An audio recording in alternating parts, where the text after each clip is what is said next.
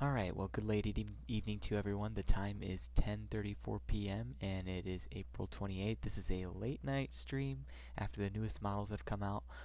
There is some potential for some severe weather once again for the Great Lakes region on Saturday night into early Sunday morning, and the new models are kind of putting out more of a potential than previous models, and I want to just get into it a little bit.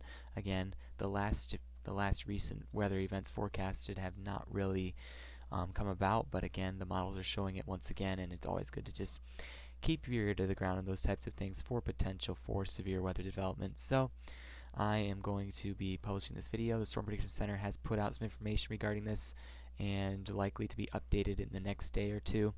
I won't be able to give you an update during that time frame because I'm not going to have electricity in my house for the next 4 days. So just stay tuned to social media for later updates, but I wanted to get on before then and give you an update on this severe weather event. So just a reminder, check out all of our different platforms. We have several different platforms on different locations: Facebook, Instagram, Twitter, YouTube, Telegram, all those different types of places. If you want to get on all of our different platforms, you can scan that QR code on the bottom right hand side of your screen in order to get connected with the system. Alright, let's get right into what is going on with the weather. Alrighty, so Storm Prediction Center, we always start here whenever there's a severe weather event. Storm Prediction Center has put out a severe weather outbreak potential, in fact, for parts of the Midwest. This same system is what's going to be heading our way later on into Saturday. So this is the outlook for tomorrow. That's Friday. It's an enhanced risk with some significant tornado potential in parts of the Midwest. So, well, tornado potential of 10% with the possibility of a significant tornado. That's EF2 or EF5 occurring. That is what the National Weather Service has put out, or the Storm Prediction Center has put out for this particular event, with wind and hail probabilities as well, high hail probabilities as well in that region. So enhanced risk there, something that they're going to have to keep an eye on. This is the thing. This is the same system that's going to be impacting our area on Saturday. Now, it's a slight risk area as of right now. No updates from the SPC as of if this is going to shift east northeastward, but with the latest models, I'm not going to say the SPC is going to do this, but I wouldn't be surprised if we shift the slight risk area a little bit farther north and a little bit farther to the east as well with these new models that have come out. I'm going to show you the models. I have 3 models to show you this evening from the GFS, the NAM, the NAM3K, those 3 different models that are kind of showing this trend of severe weather potential. So slight risk across western Indiana and parts of southwest lower Michigan. All severe hazards possible, including the potential for some tornadoes as well. Let's look at the models and get an idea of what's going on. Alrighty, so this is the GFS model. This is starting at the current present time, Friday at 7 p. Thursday at 7 p.m. Let's progress it eastward. You've got some storms developing in parts of the Midwest, and then Friday you've got that severe weather event potential developing along parts of Nebraska, Kansas, those regions seeing potential significant hail producers with the possibility of some tornadoes as well. GFS is putting out something a little bit different, but looking at other models it really shows up. Now, you get the development of GFS, a little bit of convective activity in parts of Indiana, western Michigan. You look at some of the model runs. Let's backtrack. Some of the model runs for this event, and some put out a lower severe weather threat for the GFS, but if you go in some spots you get that marginal severe risk, like in Indiana. Indiana is kind of a target area for some severe weather potential on Saturday, and again a marginal tornado risk as you get towards the Indiana border. That's where they're prompting this risk area for severe weather.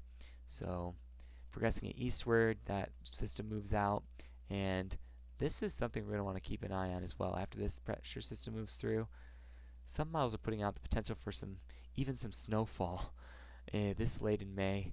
That's a little bit concerning. It's likely going to be an overnight event if that were to happen. We'll be lucky if that does happen, but that's going to be something we're going to want to keep watch over, that snow potential in early May. with parts of northern Indiana, southern Michigan, but that's a bit of a later track model, so we'll just have to watch that as it progresses.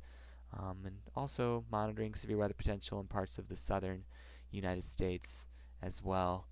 We're going to have to watch this development of this model later on, but what I want to focus on is the event going into Saturday night or Saturday evening, early Sunday morning. Let's look at the models that are actually showing more of a semblance of some severe weather potential. Alright, so let's track towards the time frame that we're looking at. Let's go towards Saturday evening, Sunday morning. This is the time frame we're looking at. You get a sounding from this region. There's that tornado risk we're looking at, possible hazard type tornado. You've got that hodograph. Not really a textbook curve for tornadoes, but it does show that curve that we would typically see. The cloud bases are going to be relatively low. You've got a CAPE value of about 780 in some spots, which could fuel some severe weather potential. So lower cloud bases, CAPE, not too high of CAPE, but enough to spark some thunderstorm activity ahead of that frontal boundary. And it shows some, possibly a couple bands of this developing. This second band also packing tornado potential as well. So maybe 2 bands of severe weather approaching the Great Lakes region, given some of the models. But the first one will most definitely be stronger than the second one. So that's what this model's putting out, the NAM. Let's look at the NAM 3K, how they show this development. Alright, so this is the center of low pressure, evidently. It's going to be a deeper low pressure system. You're going to see those storms develop with that potential for maybe some brief spin-up tornadoes. I don't think they're going to be really strong tornadoes, but they will be brief spin-ups if any do happen to occur. Let's get a sounding from near the systems themselves. Again, tornado risk. You see those hodographs showing those curve values in some spots. More tornado potential across parts of Illinois. These storms are just going to follow this frontal boundary. These cells in the backside could also pack some tornado potential as well. I don't anticipate them to be significant tornado potential, but again, tornado potential, maybe the potential for some small hail with these storms as they move through as well. So let's pause it at a particular point that can be useful to us when the storms are first developing and first arriving into the Great Lakes region. Again, there's tornado risks as shown by the soundings in western Indiana and even parts of southern Indiana. If we get a little bit of a track on this, we go forward. Really, they show signs of maintaining kind of a scattered linear mode of cells according to the NAM, and then maybe a linear line staying together with tornado potential in parts of central and southern Illinois as well. So I'd say the threat stays more along this region down to the south in Indiana rather than it does in Michigan, especially with those lake temperatures really hindering development of thunderstorm activity over the lake. So let's take a look at the severe weather values as the line is at its strongest in the evening, about Sunday at 7 p.m. So let's look at severe weather maps here. Supercell composite. Supercell composite doesn't really show some relatively elevated values in parts of western Indiana and then parts of southwest lower Michigan. So again, some supercell potential does appear on the graphic here. Let's look at the helicity in the atmosphere, or measure the spin. So the spin is really going to follow along pretty well with this line. So spin in the atmosphere capable of fostering supercell activity. Let's look at significant tornado parameters. I'm not expecting these to be super high. Yeah, tornado parameters are low. Really, probably more of a damaging wind threat with these storms.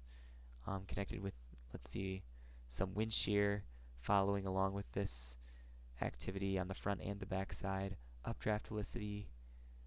You could see some potential updraft development across parts of western Indiana, capable of producing some stronger storms. And then really one thing that's really going to be driving this is the wind shear as well. So let's look at that. You've got upper level winds that are out of the northwest, and you've got surface winds that are out of the southeast. That's really going to drive some greater tornado potential, I believe, as you get all those different winds, working together with each other to produce more spin in the atmosphere than you normally would have. You can see that with these little wind maps that are shown all across, and the measure of instability in the atmosphere shown on the background of close to 1,000 in parts of western Indiana and southwest Michigan. So still some variables at play with this. We're going to have to keep an eye on the amount of sunshine that we get. As always, that's just a normal thing that we have to keep watch for. So as with any particular forecast, you got to watch for all these different variables at play. Now I'm going to keep publishing content about this severe weather threat that's coming Saturday night into Sunday morning for parts of western Michigan and parts of western Indiana.